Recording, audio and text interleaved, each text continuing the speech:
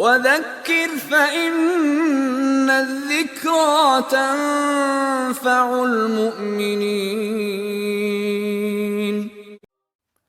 What do we know about the letters of Imam Malik? There was some exchanges that happened between Malik and some of his contemporaries, and there was mutual advice between them. It's a really nice study if you'd like to embark upon it.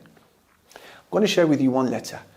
Imam Malik received a letter from somebody called Abdullahi ibn Abdul Aziz al-Umari, who wrote a letter to Imam Malik, essentially encouraging Malik to distance himself from these public gatherings of knowledge and to free himself up for more worship.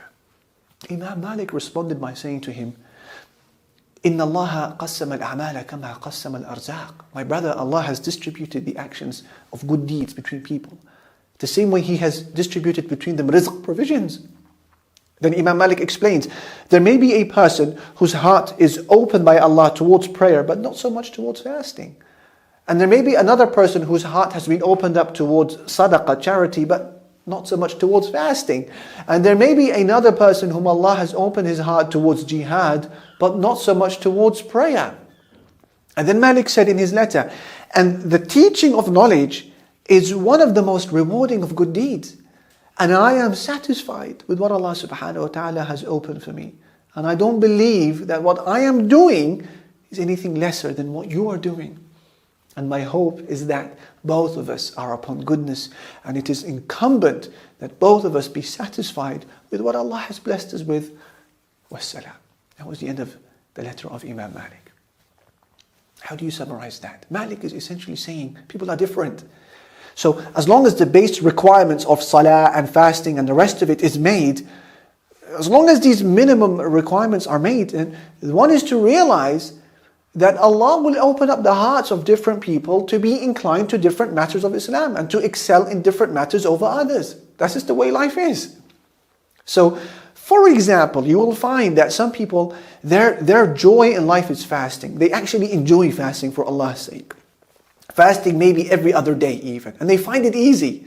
Some people, they find their joy in life in dua. They love making dua. Hours may pass by and they don't realize they're still making dua. As Imam Malik, he mentioned that it's happened before where Amir, son of Abdullah, son of Az-Zubayr ibn al-Awwam, would make dua from Isha prayer at night and would continue till Fajr, till noon, with making one dua. Allah opened up his heart for that. Other people, they find that Allah has opened up their hearts towards establishing family ties. They're just on good terms with every family member. And they have amazing efforts towards them consistently. Allah has helped them do that. Other people, they find that their field in life is dhikr, the remembrance of Allah. They're always moving their mouths in Allah subhanahu wa ta'ala's remembrance. Even when they are moving from one activity to another, subhanallah, alhamdulillah. It's an opening from Allah. Other people, they find that their opening in life is in the helping of the needy, feeding the hungry, sponsoring orphans, supporting widows, visiting the ill, alleviating the burdens of people. It's an opening from Allah. This is what Malik is saying in his letter. Other people, they find that their openings in life are, for example, amassing knowledge, teaching it to others. Some people, they find that their hearts are just attached to the Quranic sciences, tafsir, the legal sciences, hadith sciences, tajweed, the Arabic language. It's just like an ecstasy for them. They can't do without it. Other people, they find that their openings in their lives is in their opinions. Allahu Akbar. Allah allows the truth to flow from their mouths. It's like Allah just guides them to speak the truth and guides them to the best of the two or three options. Just how the Prophet ﷺ said about Umar. He said about him, إِنَّ اللَّهَ جَعَلَ الْحَقَّ عَلَى لِسَانِ عُمَرَ وَقَلْبِهِ. Allah has placed the truth on the tongue and on the heart of Umar. Ya salam. And that's one of the reasons why Umar radiallahu anhu's rulings were so frequently in line with Allah subhanahu wa ta'ala's rulings. As Ibn Hajar, he said, we've come across 15 circumstances where Allah Almighty approved of the opinion of Umar. How do you understand that? That is an opening from Allah subhanahu wa ta'ala. Other people, they find their openings in life in the enjoining of good and the forbidding of evil. They don't fear repercussions on their mission. It's not about just followers and appealing to people. No, it's about enjoining the good and forbidding the evil, with courage and patience and wisdom. And Allah Almighty allows so much goodness to appear on the land through the works of these men and these women. Allah subhanahu wa ta'ala, therefore, in conclusion, has opened up our hearts for different matters, making us naturally more inclined to it. Therefore, our duty is to pinpoint that passion. Pinpoint it yourself, or with the help of a friend or a family member or a spouse. Pinpoint your talent, your passion, your inclination, and then plan a way of redirecting it to the cause of Allah and the success in the hereafter. I want to share with you some of the statements of Imam Malik. May Allah have mercy upon him. Malik said, any statement from any human being can be accepted or rejected, with the exception to the one who lives in this grave. And he pointed to the grave of Prophet Muhammad sallallahu alaihi wasallam. That is a key statement and one of the hallmarks of a statement in the life of Imam Malik. He also said, "Al-ilmu nurun يجعله الله حيث يشاء ليس بكثرة الرواية." He said knowledge is essentially light, which Allah places wherever He wishes. It's not about how much you memorize. May Allah Almighty give us from this light. Say Ameen. Another statement of Imam Malik, he once said to a young man from Quraysh, يا ابن أخي تعلم الأدب قبل أن تتعلم العلم. Young man, learn manners before you learn knowledge. Ya Allah. Where did he get that from? We know where he got that from. Learn manners before you learn knowledge. And Imam Malik, he would say, ما تعلمت العلم إلا لنفسي وما تعلمت ليحتاج إلي وكذلك كان الناس. He said, I have not acquired this knowledge for anyone but myself. I did not acquire it so that people need me. And this was the mentality of the scholars of the past. What do we know about the legacy of Imam Malik? Well, his school of thought would spread to Sudan. By the way, when you hear the term Sudan, usually what is meant is not just the country we know today as Sudan. It includes all of the sub-Saharan regions, from Sudan eastwards to Senegal westwards, and not just the boundaries of modern day Sudan. So his school of thought is there in the whole of Sudan with that understanding. And there also came a time when the Maliki school of thought was actually prevalent in Egypt, in Basra, in Iraq, in the Arabian Peninsula. They were Malikis, and other parts of the Islamic world. In fact, almost the whole of North Africa, from Libya to Mauritania, are upon the Maliki school of thought. And I don't know if you are aware of this. Abu Ja'far al-Mansur, who was a Abbasid Caliph, Khalifa, he actually wanted to hang a copy of Imam Malik's Muwatta, his compilation of hadith and fiqh that we spoke about. He wanted to hang a copy of it within the Kaaba.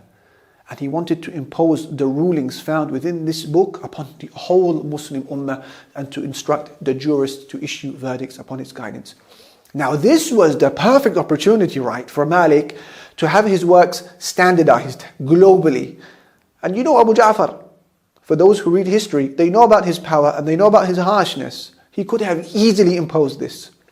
But subhanAllah, fame was not Imam Malik's goal. Allah and the hereafter were. And that's why Malik, in his wisdom, he declined the offer. I don't want this. And he managed to convince Abu Ja'far out of this idea. And he said to him, look, different companions of the Prophet Muhammad ﷺ have spread in different parts of the world. And they convey different parts of traditions and knowledge, which other companions may not have had access to. So if you do what you are suggesting by standardizing my works upon the whole ummah, this may become a means of disunity. MashaAllah. And on this note of legacy, it may be worth mentioning that Imam Malik had 4 children. And subhanallah, most of them showed very little interest in their father's knowledge. If any of them did sit in the study circles of Imam Malik that people were coming to from all over the world, his children would come and sit in a short-lived manner, dip in and out. And Imam Malik, he would say, إِنَّ مِمَّا يُهَوِّنُ عَلَيَّ أَنَّ هَذَا الشَّأْنَ لَا يُوَرَّث. He said, what brings me solace and comfort is that I remind myself that knowledge cannot be passed down like inheritance. What can I do? I cannot pass down knowledge to them like I want them. I cannot spoon feed it to them like inheritance is passed down. His daughter, however, had memorized Imam Malik's Muwatta. She memorized it 1,700 narrations. And she would stand on the other side of the door when Malik was teaching in the masjid, distancing herself from the gatherings of men, listening to the readings. And if any mistake was made as the book was being read, she would knock on the door. Her father would realize the mistake and he would correct it. Subhanallah. So guidance of children is in the hands of Allah.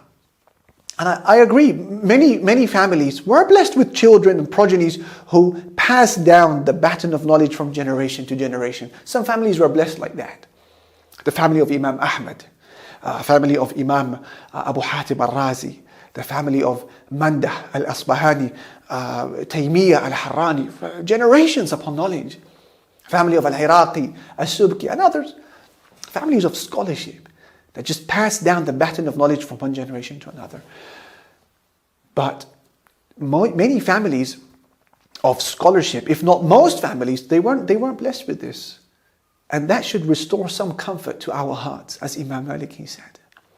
For example, the great Imam of Hadith, Shu'bah, he had a son called Sa'd, meaning happiness. And his father would encourage him to learn from the local Imam, Hisham al-Dastuwa'i. But Sa'd's response would be, I want to tend to my birds today. اليوم أريد أن أرسل الحمام. I want to play with my birds today. I don't want to study. So his father, he would say, سميت بني سعدا فما سعد ولا أفلح. I called my son Sa'd, meaning happiness. However, he did not end up being a happy person, nor was he successful. Reality of life, you can't pass down khair and goodness like inheritance, as Imam Malik he said. Another example is the great scholar of Hadith, Al-A'mash, who had a son, but subhanAllah, he wasn't as bright as his father. Al-A'mash sent his son once to go and buy him a clothesline. So he said, Dad, how long should the line be? He said, 10 cubits. And then his son said to him, how wide should the line be? So his father said, it should be as wide as my calamity is with you. That's how wide it should be. في عرض مصيبتي فيك. It should be as wide as my calamity is with you. Subhanallah. What can you do? It's in the hands of Allah. And Imam Ibn al-Jawzi, we've quoted him many times in this series. The great Imam, Abu al-Faraj. He had a son called Ali. And he followed his father's footsteps for a short while before then turning to laziness and recklessness and bad companionship and sins. And he began to speak ill of his dad. And his father said, I make dua against Ali every single morning during my Fajr prayer. La hawla wa la quwwata. What can you do? This is life. يُخْرِجُ الْحَيَّ مِنَ الْمَيِّتِ وَيُخْرِجُ الْمَيِّتَ مِنَ الْحَيِّ. As Allah said, He brings the living out of the dead and He brings the dead out of the living. This is how it is. Having said that, this does not absolve the parent, right, from making every effort and to use every technique out there to raise righteous children, to protect them, and to create reformers even. And even particularly in our times today, when the alternative to the Islamic lifestyle is the glorified status quo. You have to take every technique and not rely upon what Imam Malik and his like said, we can't pass it down. That's a valid statement to give solace if and when the children they go astray. But there are techniques. For example, take note of these. To befriend your child. Befriend him, befriend her. So that you are their first port of call as a parent, not friends. Number two, by tasking them with empowering duties which nurtures their confidence and self-esteem. Number three, by leading a life of worship yourself as a parent and high aspirations and planning. Because Allah protects children by virtue of the goodness of their parents. Generally speaking, that is the rule. Another technique, a nightly 15-minute Islamic story that will shape the identity of your child, especially if they are still young. The power of this technique, number four, it cannot be overemphasized. Number five, by dedicating daily dua for your children that you never miss. These are some of the techniques that we can employ when we ask Allah to give us righteous children. What do we know about the trial of Imam Malik? Some people thought that Imam Malik got on pretty well with the state officials of Medina. And this is not that true, to tell you the truth. Imam Malik endured a trial at the hand of the caliph at the time, who was Abu Ja'far al-Mansur. Subhanallah, the same Abu Ja'far who wanted to hang a copy of Imam Malik's works in the Kaaba, he has now turned against him. That is life. Only rely upon Allah and only connect to Allah. This started when the politically motivated question was asked to Imam Malik. The question was, if a man divorced his wife out of coercion, he was forced to do so, would the divorce count? Imam Malik, he said, the divorce of the coerced person does not take effect. This statement, however, was forbidden by the authorities because of its political application to those who were coerced to pledge allegiance to the caliph. Malik is saying the divorce of the coerced one does not take effect. So this must also not take effect. A spy then came into the gathering. He asked Malik the same question to test him. And the Imam responded by saying, the divorce of the coerced person does not take effect. The governor of Medina, who was the cousin of Abu Ja'far, the caliph at the time, he seized Malik and he lashed him until his arms dislocated, causing him to pass out. And then Imam Malik's hair was shaved off and he was put on the back of a camel and he was taken for a humiliating ride around the city of Medina. Malik did not waver as he continued to repeat the words, the divorce of the coerced person is null and void, whether you like it or not. And when news reached Abu Ja'far al-Mansur that Malik he had this relentless stance, he decided to let him go. Finally, what do we know about the death of Imam Malik? Imam Malik spent his entire life in Medina. He only ever left it once for Hajj, where he would meet the great Imam Abu Hanifa. And there were several Abbasid caliphs who tried to persuade Imam Malik to leave Medina and to live in Baghdad with them. Al-Mahdi and Harun al-Rashid, they made this effort. Imam Malik declined it every time, not wanting to prefer any city over the city of Prophet Muhammad sallallahu alaihi wasallam. In the year 179, after the Hijrah, at the age of 85 years old, Imam Malik would pass away in the city of Medina and he would be buried in the main graveyard of Al-Baqiyah of Medina, next to the son of the Prophet Muhammad sallallahu alaihi wasallam, Ibrahim. Allahu Akbar.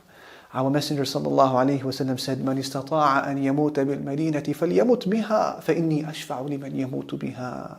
Whoever of you is able to pass away in the city of Medina, then let him make sure that he dies there, because I will intercede for people who die in the city of Medina. We ask Allah subhanahu wa ta'ala to make Imam Malik a recipient of this intercession, and our mothers and fathers, and ourselves, and all of the Muslims. Walhamdulillahi Rabbil Alameen.